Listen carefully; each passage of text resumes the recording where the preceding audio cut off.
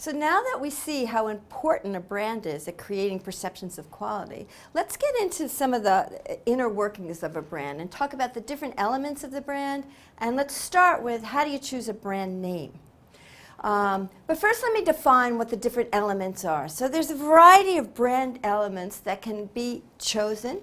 You can use some, not use others. And they will totally identify or enhance the brand awareness. And if you choose them right, they can help facilitate the formation of strong, favorable, and unique brand associations. And so the things we'll talk about are the brand name, which is the first one, the anchor, different brand logos, symbols, brand characters, packaging, brand slogans, and brand colors. When you're looking at all of these brand elements, you got to ask a couple of questions. First of all, you have to make sure all the brand elements work together to create a unique identity for the product and service. So make sure that everything you've chosen is of one thought, one belief, and work together in unison. And the second thing to think about is, if people see the brand elements or whatever you do create for that brand identity independent of the product, what would people think of just that brand label? And so think about those kinds of things in general as we discuss some of the more tactical issues of choosing these different brand elements. And when we consider each of the different ones, and I'll go over all of them in various detail, not some of them are more obvious or more, you can figure them out for yourself more easily than others. But when you think about all of them, you should think about these criteria for choosing a good one. The first thing, when you think about choosing different brand elements, you really want them to be memorable. You want people to be able to recognize it very easily, and you want them to remember what they've seen. The other thing you want to have happen when you choose these elements is that they're meaningful. And they can be meaningful in two different ways. One, in a descriptive way, which is how do they describe the attributes of the product or the benefit of the product or the customer segment. And the other thing that we're looking at is, remember, this brand label is forming a perception. So you also want these brand elements to work together to persuade the customer of something, usually of something positive.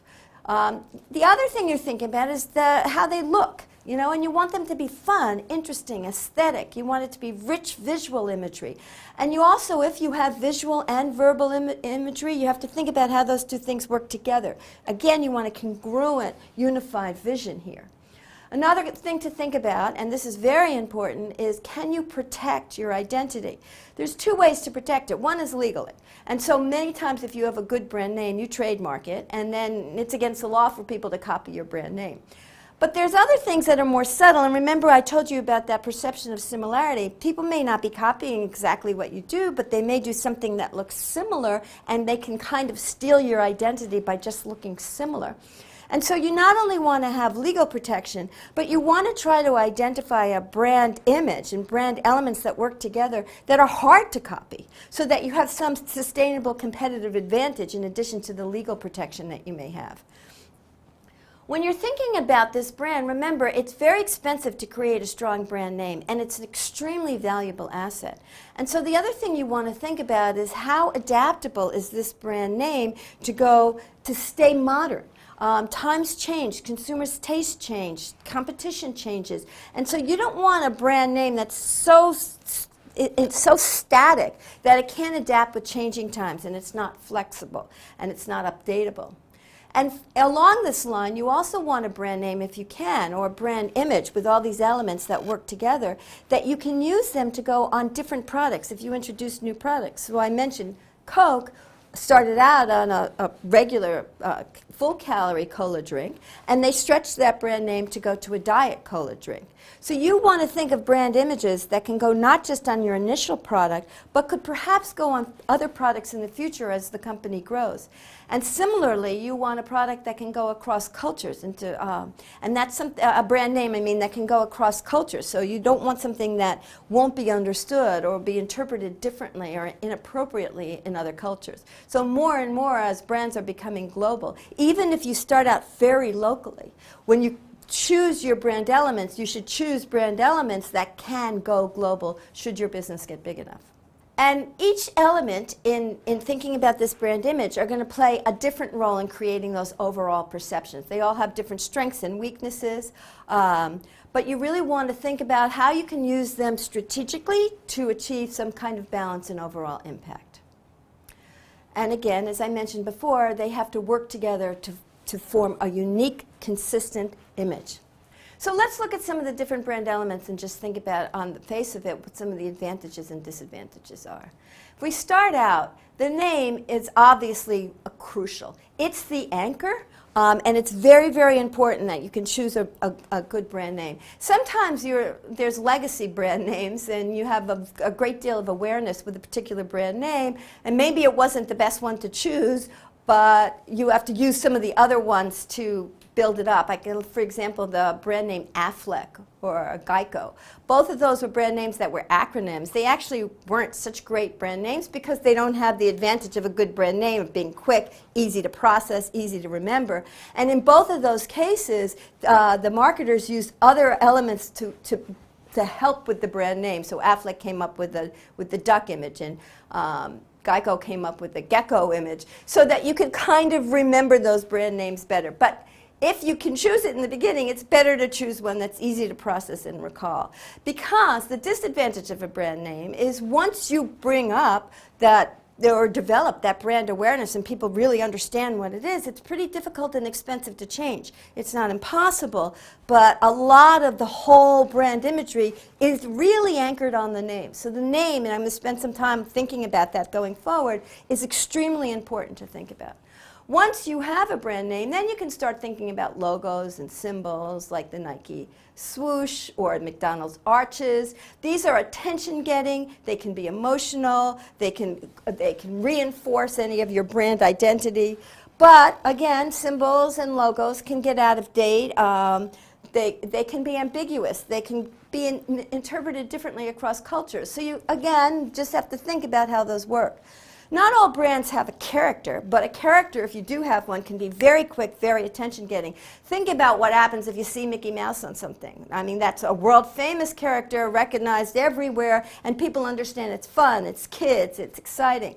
And so characters can work very well, but they can get outdated, or they can be culturally bound. And certainly not all brands have a character. A slogan and a jingle, if it's done well, gives you a few more words and can give you music to add to the brand element, so it can be used to convey meaning. Nike's Just Do It is an extremely strong slogan that adds to the Nike brand name. But again, sometimes it's difficult to translate. Sometimes if you do jingles, musical tastes are different and not everybody likes it. Some people think some of these jingles are annoying. So there's advantages and disadvantages. Packaging also is extremely advantageous, and I'm going to show you some examples of brands that were built on their package design. And we go back to this notion of perceptions. There's a lot of research that shows, and I'm going to talk about that people form perceptions of the quality of the product not by the product itself, but by the package it's in. So this has a very, very strong effect on creating perceptions. The difficulty with packaging is many times you don't control how it ultimately reaches the consumer. So the manufacturer builds a product in a package, but then it's the channel or the retailer that delivers that package to the consumer. So for example, if you want the package oriented in a certain way, like front on, it may not appear that way on the shelf. Or if it's supposed to be refrigerated, it may not be at the right temperature, etc. So the problem with packaging is that there's these channel issues. But all of these elements have advantages and disadvantages. As you choose them strategically, they can work very well to create a very strong brand image. Let's look specifically at this notion of brand names. Now, the brand name is extremely important for many, many audiences. Obviously, and what we've been focusing on here, it matters to consumers and customers. And it can, as I mentioned before, seriously affect the likelihood of purchase. It also affects people who work for you, for employees. So that you really want to do branding externally to your market, but internally to your employee base too. People can be very proud of the company they work for. And the reputation and brand name of the brand may make it easier or harder to hire people, to retain people, and may affect their morale and productivity.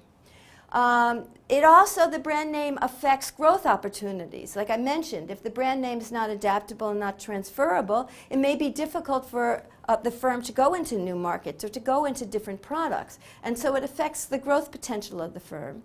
And it affects investors. So just investors are people too, and they can be very much affected without even realizing it by the brand name and using the value of the brand name to infer make inferences about the merits and strength of the firm as an investment opportunity. So the brand name matters a lot in lots of different ways. So what are the different types of brand names? There's lots of examples, and I'll just go through this kind of quickly. We can look at this chart here. You know, there's a descriptive brand name where it just basically describes the product or service. Lean Cuisine is like that. It's about non-fattening food. You know exactly what the product is by the brand name. There can be brand names that are metaphors that represent some kind of symbolism, like Nissan's Infiniti. A lot of the legacy brand names are based on people's names. So Ford or Ralph Lauren, those are real people, and the brand name was chosen because it's based on a particular person. Sometimes there's brand names where the word means something, but it's not really clear how it applies to the product. Apple's a great example of that kind of. Or Camel. What are those? Those are brand names. You know what the words mean, and now certainly they're very famous brand names, so you understand what they are. But they really don't have any direct connection with the product. Then there can be brand names that are altered. They kind of sound like they're a real word, but actually they're not. Like Lucent or Spotify. You kind of have a sense what those brands mean, and you think you know what those words are, but they're not real. Or you can have a new word that's created by blending together two other words. Facebook is a great example of that. That's not a real word, but you know what it is, a book of faces. And then, of course, there can be invented words that are not at all real, and you have no idea what it means, and you can't even guess, like something like Exxon. Let me give you just 3 examples of some modern brand names that follow all of these things. And you can see these brand names were extremely strong choices, and they worked very, very well, and they're all very different. So I'll start with Richard Branson's Virgin. He explains that the origin of that brand name was when he was 15. He was sitting in a room with other 15-year-olds, and they were trying to think of a name for a record company. And a couple of the girls said, well, we're all virgins here. And somehow or another, that name just seemed to spark interest. And they said, well, if we started a record company, we'd be virgins in that business, so let's use that name. And apparently that's how that name was chosen. He mentioned that at the time it was considered a pretty risky brand name, and it was hard to register for a while. But now it's become an extraordinarily strong brand name, and it's a funness to it that actually works really well with a lot of his products and markets. Priceline's a different type of brand name. That's a brand name that's quite descriptive. You know, if you know what that business is, you know it's absolutely about establishing a line of prices. It's quite clear what it means and has been very useful in that way, in a different way than Virgin. And finally, Google, which you know has now become a verb, people Google things, it's interesting that brand name was chosen by mistake. They meant it to be the word Google, which is not spelled the way the brand is spelled, and that's a very, very large number. It's 1 with 100 zeros after. So this was a mistake. They meant to spell it right, and they didn't. Google's a very, very interesting brand name from a marketing point of view, because one of the things that we argue is extremely important in brand names is consistency. And Google has met, because it is so well known and people identify it in just little pieces of the brand name. They identify the colors, they identify the typeface, that Google plays around, as I've shown you on this screen, where they'll show you its trademark differently every time you see it. Whenever you go to the browser, you'll see a different version of the brand name. That's a sign of an extraordinarily strong brand name that has very, very high brand awareness, that you can see it even when it's not exactly the same every single time. But these are all fairly new brand names that have been very, very successful. When you look at new startups now, a lot of the trend in the new startups, and there was a recent Wall Street Journal article about this, the new startups are making up brand names. And so a lot of the new businesses come up with brand names that are just these invented words like Miblio or Kaggle or Showdog or Zarly. You don't even know how to pronounce some of these words. Why is that happening? Part of the reason is, in today's world, when you have a brand new business, you need a website right away. And most of the recognizable URLs have already been taken. And so one of the ways to get a URL that's uniquely identified with your business is to invent a new word. Then you're going to have to use the other elements of the brand mix to try to give some kind of identity to this brand name. Let me talk about an interesting thing that happened with brand names somewhat recently. The Gap brand name, a few years ago now, I'm not sure exactly when, but Gap wasn't doing very well with their same-store sales. Revenues were down. They really needed to do something to turn the business around. And one of the things they were trying to do to modernize it was to change the trademark or change the brand logo. So the original brand logo, as shown on the screen, is a blue square with the word Gap in white on that blue square. And you can see the new logo that they put out is very different. The blue square has shrunk, the typeface has changed, it's now on a white background. And they put that brand name out into their social media marketing and instantly got very, very negative reaction to that brand name. The consumers hated it. That brand name was out there just tentatively as a test for 1 week. The reaction was so negative that the company pulled it back, and that was the end of that. So it ended up actually being it was, they got a lot of publicity at the time, but it was a pretty inexpensive way. A lot of times if you try to change your brand image, it's extremely expensive to change it, especially for a retailer. There's signage, there's bags, the packaging, and all sorts of things that would be very, very expensive. So actually, that this got such a negative reaction that they found out so quickly was a benefit for the company. But because this was somewhat of a famous incident, some market research was done and some fMRI studies and neural studies were done to figure out what was so bad about that image. Why did people not like it? And there's a couple things that they identified that when I show you, you can see make sense. One of them is if you have visual and verbal things in conflict with each other, people read the visual first. And so where that blue box is behind the P, it actually kind of blocks out the P.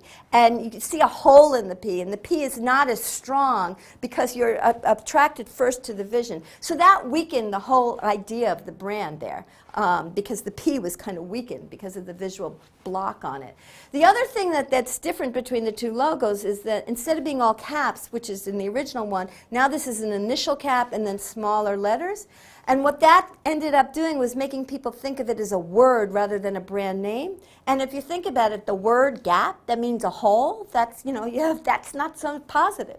So when we're looking at these things in hindsight, you can kind of see why that wasn't a good choice. And people just didn't have a very strong emotional reaction to it also. There were negative emotions to it that were kind of more on a visceral level. And what I've been explaining here is, more thoughtful. And the last thing I want to mention in thinking about brand names is a lot of people now, you've got to think about global business, and a lot of the future business is in China. And that's tricky to think about how your brand names might translate into Chinese.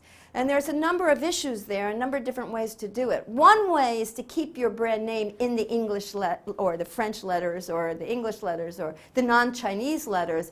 Some of the luxury brands do that. So Chanel or LV, Louis Vuitton will do those kinds of things. They keep them in their native language. But other brands try to change their brand name into Chinese. And this is tricky because you can do it, Coca-Cola, for example. What does Coca-Cola mean? How do you translate that? And if you just go and look for the Chinese characters that kind of sound like Coca-Cola, well, the characters themselves may mean something. So when Coca-Cola first did that and tried to pick Chinese characters that sounded like Coca-Cola, it had a very bad brand meaning, and they had to take that one off the market. The one they currently have means tasty fun, so it kind of sounds like Coca-Cola, and it means something that at least makes sense with a drink. Reebok did the same kind of thing. The Chinese characters that they chose kind of sound like Reebok, and it means quick steps, which again makes sense. Colgate did something different. Colgate picked Chinese characters that they thought was consistent with their brand image, which meant superior cleanliness. And then the Chinese characters, if you said them, didn't sound very much like the word Colgate. And Cadillac did it the opposite way. They took Chinese characters that sounded like Cadillac, but they didn't mean anything in Chinese. So when you're translating to a very, very different language, and an important language like China because of the size of the market, there are some big issues, and there are a lot of agencies now that are developing to help you choose a name that will make sense in China.